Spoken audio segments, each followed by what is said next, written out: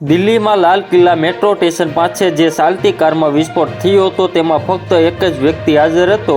સૂત્રોના જણાવ્યા અનુસાર લાલ કિલ્લાની સામે લાલ બત્તીની આસપાસના સીસીટીવી ફૂટેજમાં તે વ્યક્તિ કારમાં એકલો જ જોવા મળ્યો હતો। વિસ્ફોટ પહેલા કારમાં બીજું કોઈ હતું જે વિસ્ફોટ પહેલા કારમાંથી બહાર નીકળી ગયો હતો।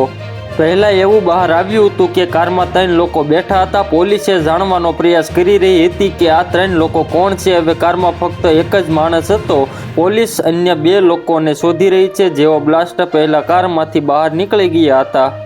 29 ઓક્ટોબરે ખરીદવામાં આવી હતી। કાર વિસ્ફોટ થયેલી કાર વિશે બીજી એક માહિતી સામે આવી છે કે i20 કાર HR26 CE 7474 29 ઓક્ટોબરના રોજ ખરીદવામાં આવી હતી। આ વિડીયો 29 ઓક્ટોબર સાંજે 4:20 વાગ્યાનો છે।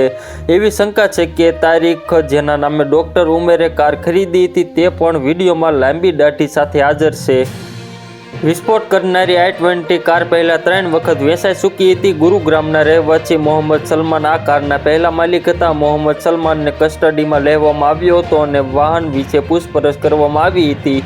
તેણે જણાવ્યું કે સલમાને 1.5 વર્ષ પહેલા ઓખલામાં દેવેન્દ્ર નામના વ્યક્તિને કાર વેચી દીધી હતી।